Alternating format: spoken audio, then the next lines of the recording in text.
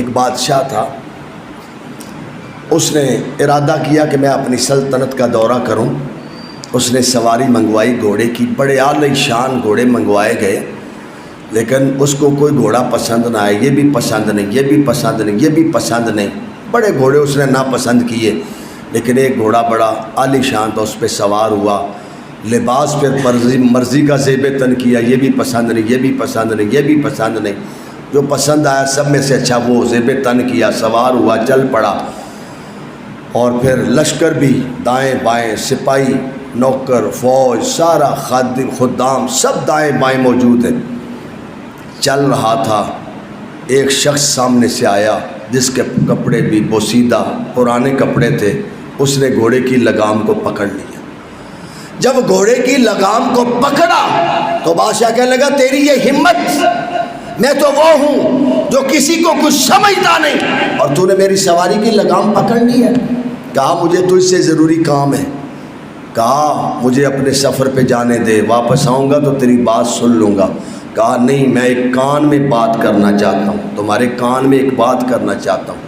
بادشاہ نے کان قریب کیا، کہنے لگا میں عزرائیل ہوں، میں تیری روح قبض کرنے کے لیے آیا ہوں۔ بس یہ بات کہنے کی دیر تھی، بادشاہ کا جسم کانپنے لگا، بادشاہ کی روح تڑپ گئی، بادشاہ کے جسم پہ راشا طاری ہو گیا، بادشاہ گھبرانے لگا، ٹھنڈی تریلیاں آنے لگی، پسینے آنے لگے۔ کہا ٹھہر جا، مجھے اپنی سلطنت کا کچھ حالات تو پتہ کر لینے دے، اور اپنی سلطنت کسی کے ذمے تو لگا لینے دے۔ کہا تو جانتا نہیں ہے سارے جہانوں کا سلطان تو میرا رب ہے، تو بادشاہ بنا بیٹھا ہے، تجھے اس نے بادشاہی عطا کی ہے۔ بادشاہ تو وہ خود ہے، وہ خود بادشاہ ہے، ساری کائنات میں اسی کی بادشاہی ہے۔ یہ بات کہنے کی دیر تھی، بادشاہ کی روح قبض ہوئی، بادشاہ گھوڑے سے دھڑام نیچے گرا۔ اب وہ عزرائیل السلام کسی اور کے پاس جس کا وقت تھا اس کے پاس چلے گئے، وہ بھی سوار تھا، لیکن وہ تھا عاشق رسول، وہ تھا غلام رسول، وہ تھا سنتوں پہ عمل کرنے والا، وہ تھا ذکر و فکر میں مشغول رہنے والا، وہ تھا حضور کی شریعت پہ عمل کرنے والا۔ وہاں پہنچے، کہا میں نے تم سے بات کرنی ہے۔ کہا کرو۔ کہا میں عزرائیل ہوں، تمہاری روح قبض کرنے کے لیے آیا ہوں۔ اس نے کہا تمہارا آنا مبارک ہو، میں تو کب سے تمہارا انتظار کر رہا ہوں۔ کہا میں تو کب سے تمہارا انتظار کر رہا ہوں۔ عزرائیل السلام نے کہا اچھا۔ کہا پھر اچھا ایسے کرو، جہاں کہیں جانا چاہتے ہو، کوئی کام باقی ہے وہ کر لو، پھر میں روح قبض کر لوں گا۔ اس نے جواب دیا مجھے اللہ کا دیدار اور اس کی ملاقات سے زیادہ کوئی ضروری کام نہیں۔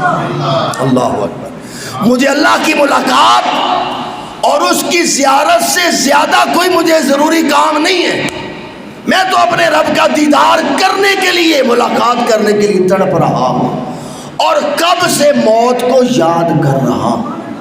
شریعت مطہرہ میں موت مانگنا جائز نہیں، موت مانگنا جائز ہے لیکن موت کو یاد کرنا جائز ہے، موت کو یاد کرنا جائز ہے۔ اب اس نے کہا اچھا اللہ کا دیدار اور اس کی ملاقات کرنا چاہتے ہو؟ کہا ہاں۔ کہا اچھا پھر ایسے کرو، تم بتاؤ کس حالت میں تمہاری روح قبض کی جائے۔